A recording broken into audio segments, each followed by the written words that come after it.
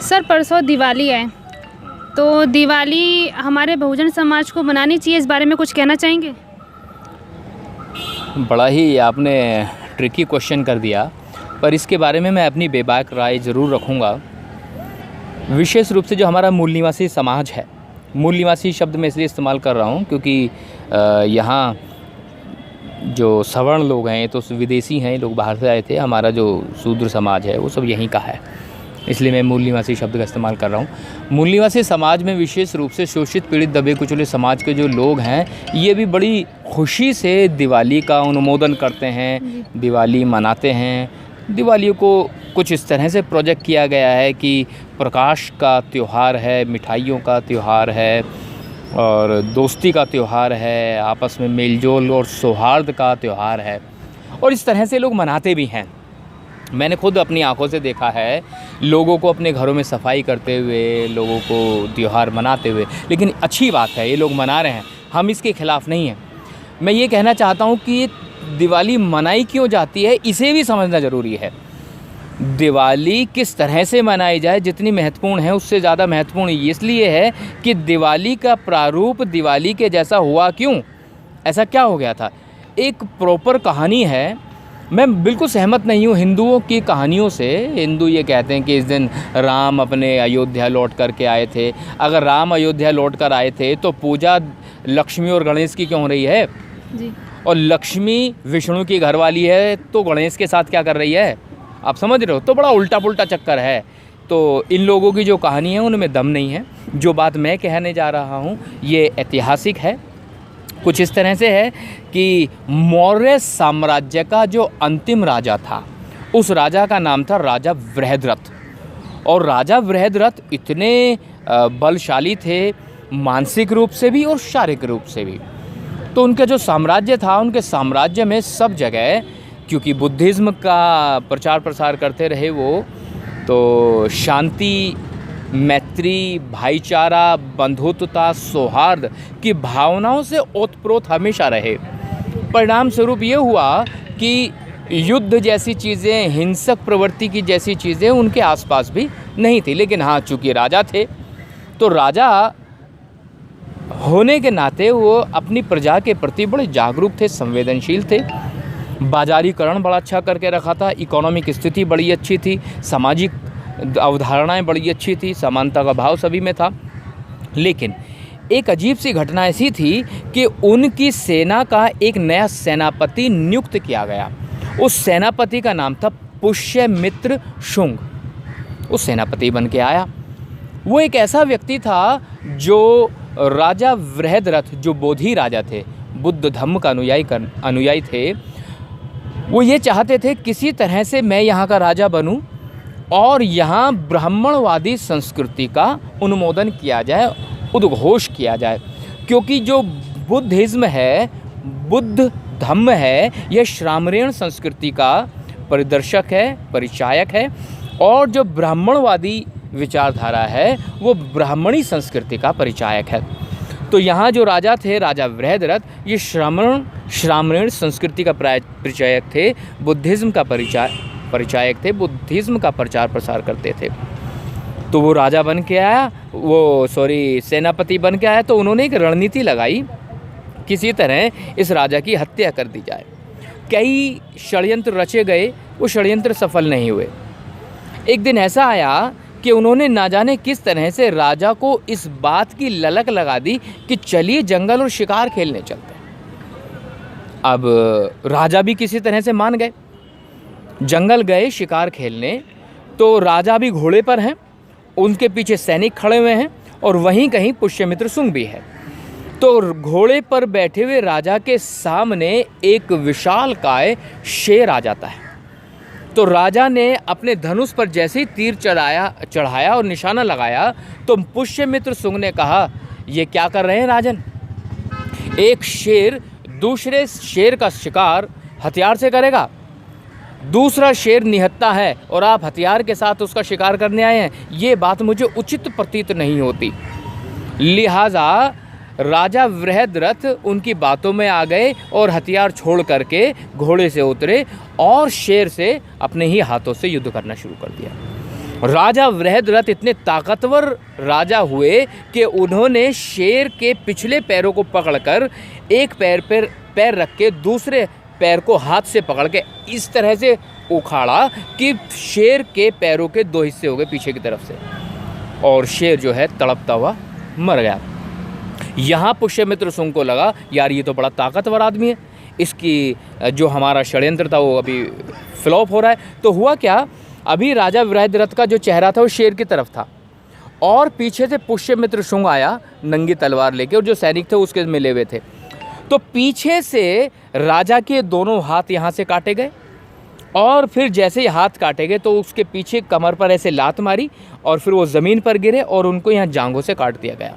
और ऐसी अवस्था में बिना हाथ और बिना पैर के जंगल में जंगली जानवरों के सामने उसे छोड़ दिया गया, और जंगली जानवरों ने उन्हें मार के खाया या कीड़ों ने खाया, कैसे हुआ अंततः वो उनकी मृत्यु वहाँ हुई। उन्हें मार कर के जैसे ही पुष्यमित्र शुंग वापस गया और वहाँ जा कर के उसने लोगों को ये चर्चा दी कि आज से पुष्यमित्र शुंग राजा होगा, वहाँ से शुंग वंश की स्थापना हुई। जिस दिन इस आदमी ने शुंग वंश की स्थापना करके स्वयं को राजा घोषित करा, उस दिन दीप उत्सव मनाया गया। दिवाली की शुरुआत यहाँ से हुई।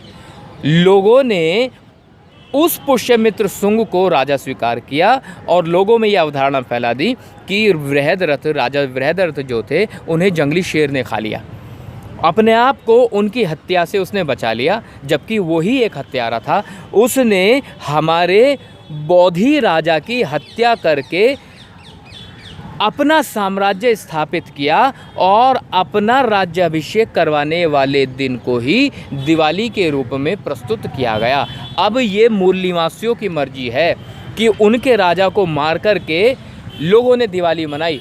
अब आप भी आपने घर में दिया जलाना चाहते हो अपने राजा की मौत का, तो ये आपका अपना विवेक है, मैं नहीं जलाऊंगा, क्योंकि इस दिन हमारे अंतिम राजा की हत्या की गई थी। तो मेरे लिए दिवाली उजाले का त्यौहार नहीं, अंधेरे का त्यौहार है। लेकिन अपना समाज फिर भी दिवाली बनाता है, क्योंकि इतिहास नहीं बताया गया। मैंने भी इतिहास इसलिए बता दिया क्योंकि मैंने इतिहास को पढ़ा है। अगर आप शुंग वंश को पढ़ेंगे उसमें आपको राजा वृहद्रथ की भी कहानी मिलेगी, पुष्यमित्र शुंग की भी मिलेगी, सब कुछ उसमें मिलेगा। और मैं उस चीज़ में विश्वास करता हूँ जो प्रमाण के साथ प्रस्तुत की गई है इतिहास में, और जिन कहानियों का कोई अस्तित्व नहीं रहा इतिहास में, कोई प्रमाण उपस्थित नहीं है, तो उन चीज़ों को हम नहीं मानते। बट दुख का विषय ये रहा कि जब हमारे लोगों ने हमारा इतिहास नहीं लिखा तो गैरों ने हमारा इतिहास लिख दिया। जब गैर आपका इतिहास लिखेंगे तो अपने हिसाब से लिखेंगे, तो परिणाम ये हुआ कि उन्होंने अपने हिसाब से इतिहास लिखा और हम लोगों ने इतिहास को स्वीकार कर लिया। लेकिन कोई बात नहीं, हज़ारों साल गुजर जाने के पश्चात भी इतिहास आज भी चीख चीख के पुकार रहा है कि किसी तरह से सच्चाई लोगों तक जानी चाहिए। मेरे जैसे और भी लोग आएंगे जो लिखेंगे भी और आपके चैनलों के माध्यम से बोलेंगे भी, बताएंगे समाज को। आज जागरूक नहीं होगा तो कल होगा, कल नहीं होगा तो परसों होगा, लेकिन लोग जागरूक जरूर होंगे, ऐसा मेरा विश्वास है। लेकिन सर दिवाली की आपने बात बताई, दिवाली से पहले एक धनतेरस आता है, इसका क्या मोटिव है? अच्छा, धनतेरस, आपने बड़ा अच्छा सवाल कर लिया। धनतेरस से थोड़ा गहराई में जाओ, इसका मतलब शाब्दिक अर्थ समझो। मतलब लोग बर्तन खरीदते हैं, झाड़ू खरीदते हैं धनतेरस वाले दिन, इसका मतलब बताइए कि ये क्यों खरीदते हैं और अपने समाज सबसे ज़्यादा खरीदता है? हाँ, असल में जो दिवाली एक त्यौहार है, ये एक सांस्कृतिक और धार्मिक त्यौहार नहीं है। मेरी नज़र में एक व्यापारिक त्यौहार है। धार्मिक त्यौहार ना होने की बजाय व्यापारिक त्यौहार मैं इसलिए कह रहा हूँ, इसका नाम समझो, धन तेरस, मेरस नहीं, धन तेरस, धन तेरा हो जाएगा। तो किसी भी सूरत में भले ही झाड़ू खरीदनी हो, व्यापारी के घर में पैसा जाना चाहिए। तो जितने भी हम लोग थे, क्योंकि हम तो मार्केट है ना बहुत बड़ी, शगुन होता है कुछ खरीदना। हाँ, हम लोगों को जो मार्केट है ना ये, तो हम लोगों के दिमाग में ऐसा बैठाया गया कि अगर आपने कुछ खरीदा तो होगा क्या, दिवाली के दिन तुम्हारे घर में लक्ष्मी आएगी, लक्ष्मी आएगी। अच्छा, मैं बड़ा कंफ्यूज रहता हूँ, लक्ष्मी कैसे आ जाएगी? क्योंकि दिवाली है उजाले का त्यौहार और लक्ष्मी का जो वाहन है वो है उल्लू, और उल्लू को उजाले में दिखता ही नहीं, तो लक्ष्मी आएगी कैसे? ज़्यादातर दिवाली में लोग अपनी तिजोरी खोल देते हैं कि लक्ष्मी प्रवेश करेगी। हाँ, ये जो तिजोरियाँ खोली जाती हैं वो इसलिए खोली जाती हैं ताकि लक्ष्मी नहीं, लक्ष्मी चंद आ जाए और वो उन तिजोरियों में जो रखा हुआ जो धन है उसका इस्तेमाल लोग लक्ष्मी चंद कर सकें। तो ये एक केवल अवधारणा, ऐसा बिलीफ सिस्टम बना के रखा ताकि लोग पैसा खर्च करें और एक निर्धारित वर्ग जिसे वैश्य वर्ग कहते हैं, बनिया नाम से बनिए, बिगड़िए मत, बनिए, है ना, वो बनेंगे, धन हमारा लेकिन हो जाएगा तेरस, यानी कि उनका धन हो जाएगा। तो वो बनिए बनते चले जा रहे हैं और यही तो परिणाम रहा कि बड़ी बड़ी कंपनियां आज ये बनियों के हाथ में है, बड़ी बड़ी दुकानें बनियों के हाथ में है। आप दिल्ली के बड़े बड़े बाज़ारों में चले जाएं, गाज़ियाबाद के बाज़ारों में चले जाएं, चंडीगढ़ चले जाएं, गुड़गांव चले जाएं, बॉम्बे चले जाएं, कोलकाता चले जाएं, आपको पता चलेगा कि 80% मार्केट पे आज भी कब्ज़ा बनियों का है। वो इसलिए है क्योंकि धन तेरस, वो तो एक दिन बना दिया, शगुन ये कह दिया कि अगर नहीं खरीदोगे तो अवशगुन हो जाएगा, ताकि भले ही छोटी मात्रा में क्यों ना हो, ताकि पैसा वहाँ जाए, उनकी जेबें भरनी चाहिए। आपने धनतेरस और दिवाली के बारे में तो बता दिया, लेकिन ये गोवर्धन के बारे में क्या कहना चाहेंगे? हाँ, मैं गोवर्धन के बारे में ज़रूर कहना चाहूँगा। असल में गोवर्धन जो है ये किसानों का त्यौहार है। ये त्यौहार है उन गरीबों का जो अपने परिवारों में, गाँवों में रहते हुए अपने परिवार का भरण पोषण, पालन पोषण करते हैं पशुधन के माध्यम से। पशुधन हो सकता था गाय, भैंस, बकरी, जिनसे वो दूध प्राप्त करते थे और अपने परिवारों का भरण पोषण करते थे, दूध बेच करके पालन करते थे या खुद दूध का कंजम्पशन करते थे। अच्छा, केवल दूध ही काम नहीं आता था, उनके द्वारा जो गोबर आता है वो गोबर भी एक तरह का ईंधन होता है, जिसके कई स्वरूप जो है बनाए गए। हम इतिहास में ध्यान कर देखें तो हमें पता चलेगा कि लोगों के घरों में जो चूल्हे होते थे, जो सूखा हुआ गोबर है उसके केक्स बनाए जाते थे, है ना। वो जो केक्स है वो प्रॉपरली इस्तेमाल किए जाते थे रोटी बनाने के लिए, सब्ज़ी बनाने के लिए। तो गोबर भी दूध की तरह एक धन के रूप में किसान भाइयों के यहाँ होता था। लेकिन ज़्यादातर मैंने देखा है गोवर्धन वाले दिन वो एक मूर्ति से बनाते हैं गोबर की, और उसमें एक गाय बनाते हैं, एक बकरी बनाते हैं, खेत बनाते हैं, आदमी बनाता है, पूरा नक्शा बनाते हैं और उसकी पूजा करते हैं। हाँ, वो ये पूजा कर रहे हैं। इसके पक्ष में मैं हूँ, इसलिए मैं थोड़ा सकारात्मक जवाब दे रहा हूँ। इसका पूजा इसलिए की जा रही है कि जो गाय है, वो जो भैंस है, उसकी वजह से आपको कुछ प्राप्ति हो रही है।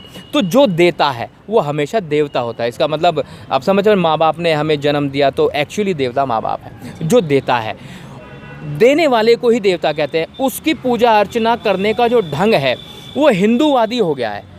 अन्यथा अगर हम श्रामणीय संस्कृति में जाएं, श्रावण संस्कृति में जाएं, तो बुद्धिज़्म में ये जो पाखंडवाद है उसके लिए जगह नहीं है। पर हाँ, वंदन जरूर करते हैं। जैसे भिक्षु आ जाते हैं तो भिक्षु को हम वंदन करते हैं, भिक्षु को याचना की जाती है। तो उसी तरह से गाय का, भैंस का, गोबर का ये केवल एक वंदन था, उनके प्रति सम्मान मात्र है, लेकिन उसका मनुवादीकरण कर दिया गया।